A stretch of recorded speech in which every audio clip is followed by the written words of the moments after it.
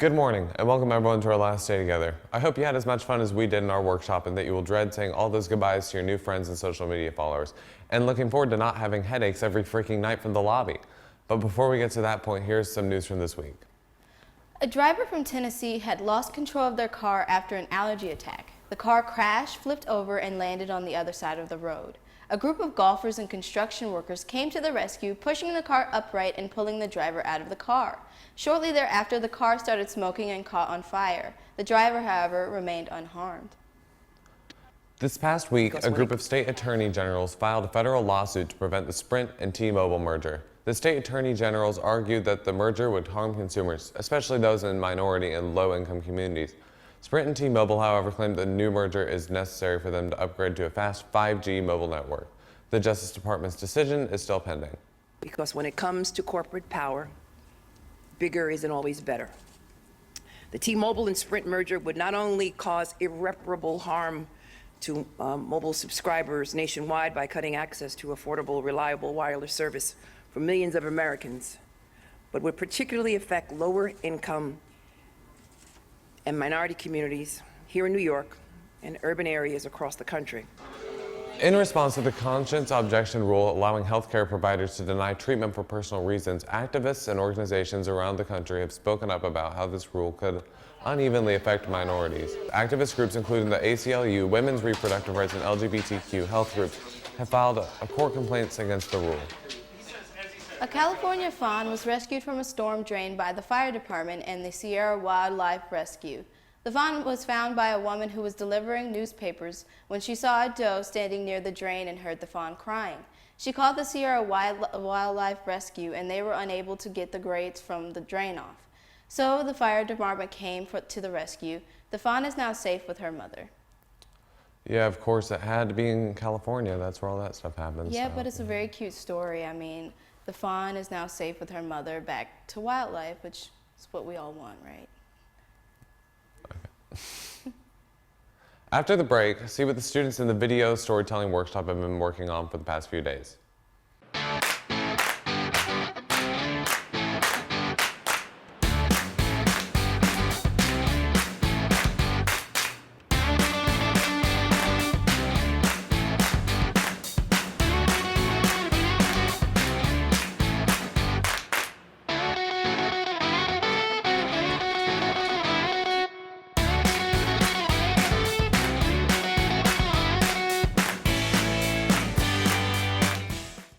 Last night, a lot of you were out and about enjoying the beautiful weather and some friendly competition.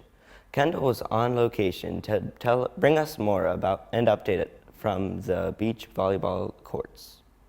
This is Kendall Phillips. I'm down at the sand volleyball courts. We are currently watching the boys, me and the boys versus the girls.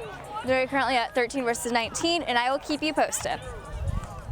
At the volleyball court, there are two games going on, a more formal play and a more informal play. Over here, we have the more competitive side, while back behind me, there is people just playing for fun. You have it here first. You are? I'm Catherine. How did you have part in this volleyball game? I had so much fun, but I lost the game for everyone. I was the reason, yeah. Here is someone that's been watching this whole time. I'm Ethan. I just thought I was going to get hit in the head with the ball because everyone was screaming, but I'm not, apparently. I've been taking pictures most of the time. It's been super fun because one team was totally going to win it, and then I looked down at my phone, and 2 seconds later they lost. Did not expect that, but it's been fun to watch. Thank you. Wait, one more round. This is Kendall Phillips. We are still down at the volleyball court. Currently, me and the boys have won 24-20. The next few videos, our class went into different classes to interview some students and teachers to get to know what is going on in many different classes. Over the course of this week, some students here at the workshop have been taking writing with depth. So my main goal with this course is just to talk about good reporting and good writing styles. But a lot of what we're talking about is reporting because that's what's going to strengthen their writing. Tholen has been here for about several years now. I hope that they leave a little bit more confident when they're going into interviews. I hope they leave with, like a few more tools so that when they're going out into the school year, they're feeling a little bit more prepared to do what needs to be done. Some students in this class, such as Jenna Wayforth, are really looking forward to this course. It would be great if I just got better at writing. I'm a writer on my staff for next year, so I think I'll grow a lot in my writing and working on quoting and getting all those little things better, and having somebody to talk about any problems that I'm might be having next year. Some schools have helped steer students here through certain programs each student is in. My advisor actually recommends it for all the editors, so all of us kind of came here together as a group. This has been Andrew Dewey, coming at you from freaking Narnia.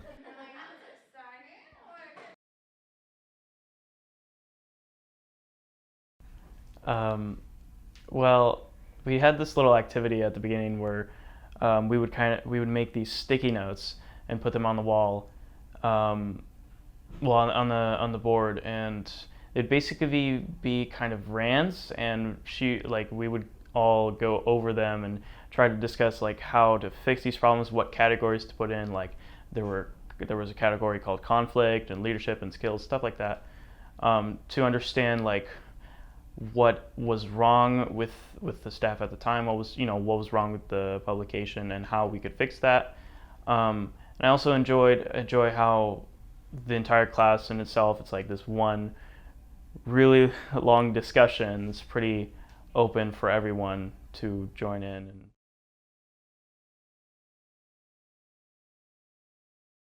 I am in Rethinking Your Publication. I really like the class. I'm learning a lot about design. I didn't have a lot of design experience coming into this, and I feel like it's given me a real jumping ground, so I understand in design a lot more. Been really interested in design since I was little, and I knew that I probably wanted to do something along the realm of graphic design or playing around with designing spreads. So that's probably the thing that I enjoy most, and the reason that I love newspapers so much still. What I enjoy most about this camp is that there's so many amazing people that all share a similar interest in journalism, and you learn so much, and you get to share so many different perspectives from so many different schools and places in the country, that you can take away not only what your advisors in your classes teach you, but also what other publications are doing and how you can change, how you can improve, how you can be better as a staff. Finding it very easy to make friends and mingle and find out new things about other people's publications and tips from them.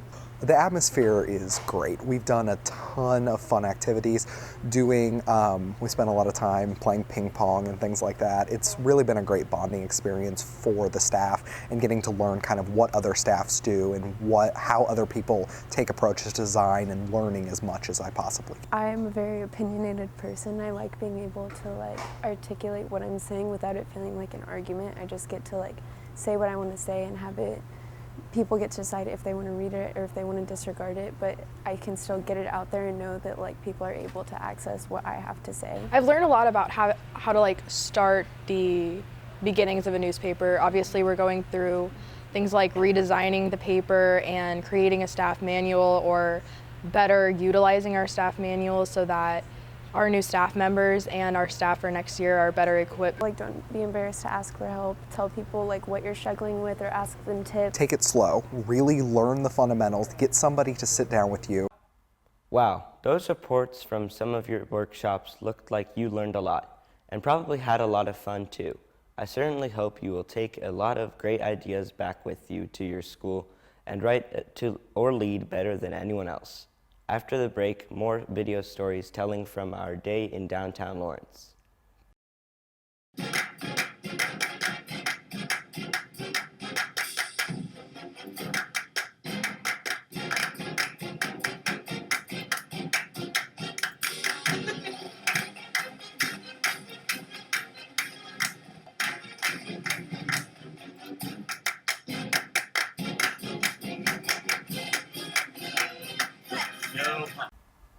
On Tuesday, our class went into downtown Lawrence to interview different people on the street. This was to get practice in both recording and interviewing, and to cover all angles of our story.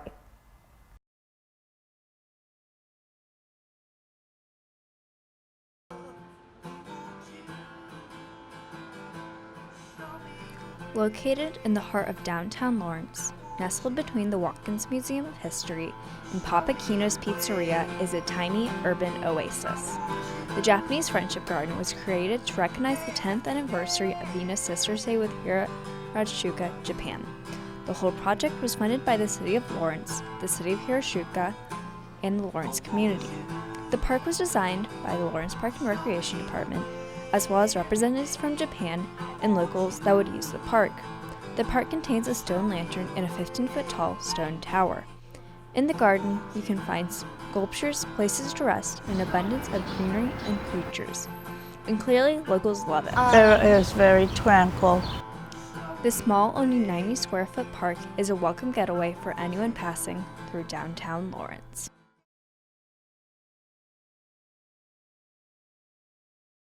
I've been in Lawrence for about 20 years.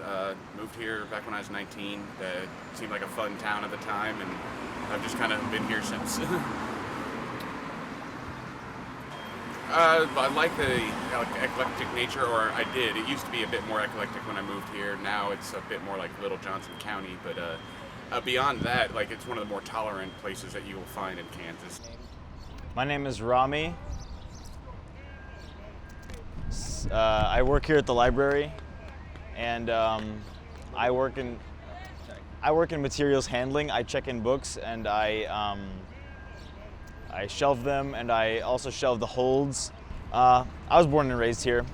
This is my home city, and I still live here. I mostly just love that I'm familiar with the city. It's a good college town as well, and I know a lot of people here, and just the whole community is nice.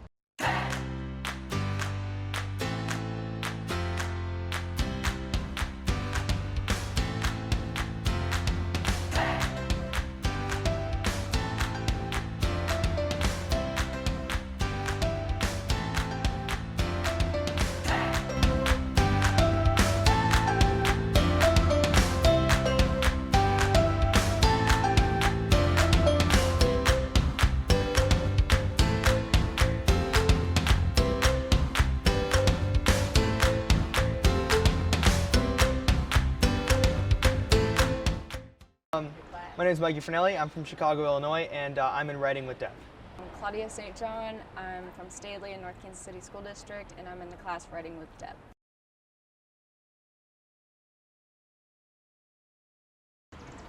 We're out here interviewing different businesses.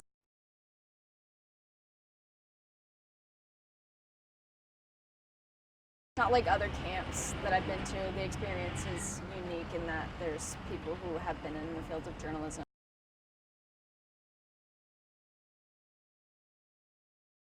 Barb, she's awesome. She has taught me already, and the whole class so much already on how we can get much better at talking to people in interviews and making it more natural, more conversational.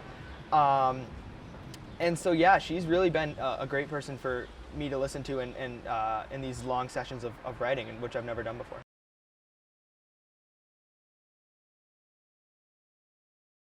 My favorite part about camp has been improving my writing skills because, I don't know, I struggle with different parts of writing when it comes to being descriptive and making it an interesting, intriguing story, especially to people my age, I guess. Some of the guest speakers we had, like Joel Goldberg from the Royals, that was awesome to me. So some of the guest speakers, some of the stuff we've done, like at the Rec Center and everything, it's been an awesome week.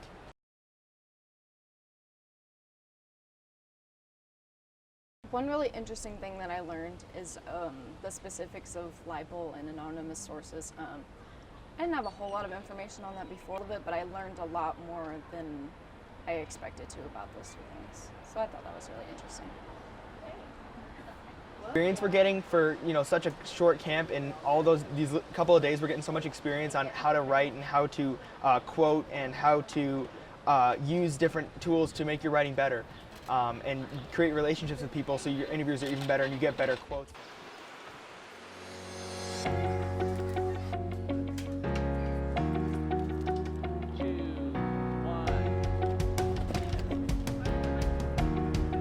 If I could describe this experience in one word, it would be beneficial.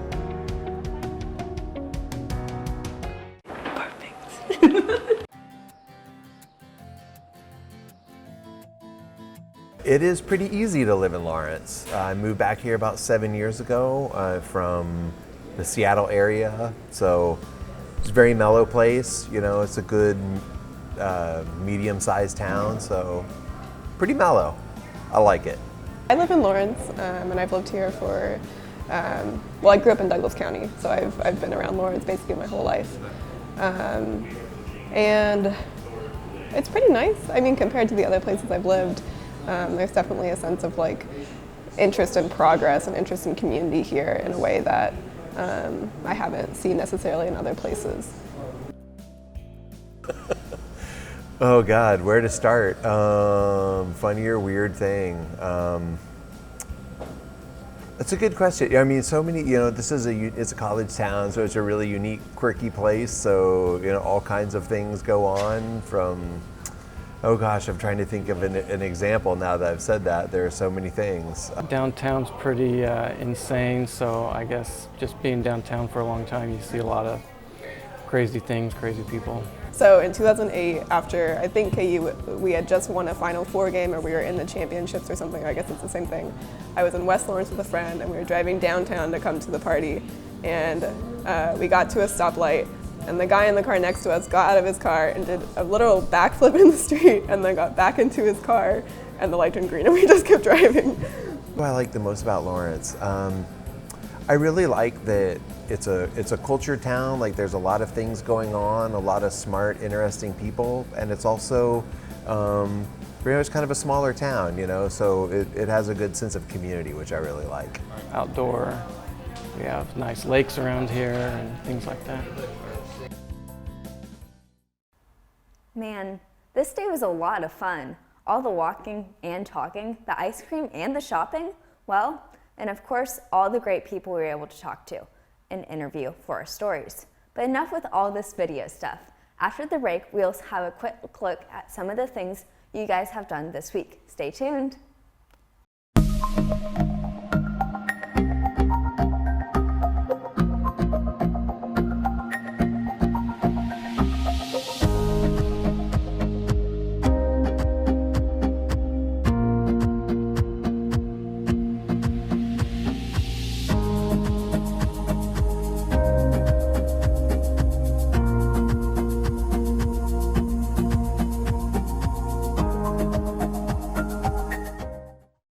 Welcome back. Now let's look at some of your work. Students in the beginning photojournalism track came to camp with perhaps the most varied age differential of all the classes. A couple photographers had just finished 8th grade a few weeks ago, while another photographer was a third-year attendee of the workshop. Throughout the week, students worked to improve their understanding of the basics of photography, shutter speed, aperture, and ISO. They worked with basic and experimental studio lighting, and each of them ventured into multimedia by producing an audio slideshow of their best work from the week. I really like those colors. Yeah. Yeah, that red is truly breathtaking, man. I like the little design on it. Oh, those are some nice pictures. It's nice to bring photos into your layout. Yeah. I really like the way they laid out the photos on that right side. I like the blue on this page. Yeah, it's really popping. That's a cool interpretation of apps. I like that they use like a pie chart, but it's like a tire. It's pretty cool. Again, more photos. That's what we like to see. All right, that was pretty breathtaking. Yeah, we have some really cool and great designers in this workshop. Truly unique. So, what was everyone's favorite part of the Jayhawk Media Workshop? You know, I really, really enjoyed staying here until 11 o'clock last night, editing. That was a lot of fun. Yeah, it really was. I like trying to prank our teacher, even though it didn't work. Yeah, that kind of failed greatly. I loved meeting all you guys. It was like really fun. Everybody at this camp was really nice, so I really enjoyed that. Yeah. I liked going downtown and getting to interview random strangers. Yeah, one dude, when he was like asking me, will I be on camera? And I was like, yeah, and then he just sprinted. He just like, was like, nope. So it sounds like everybody had a really good time. Yes. Well, this is it from the video storytelling workshop. We wish you all a wonderful rest of the day, safe travels, and we hope to see you all again next year. Bye. Ah.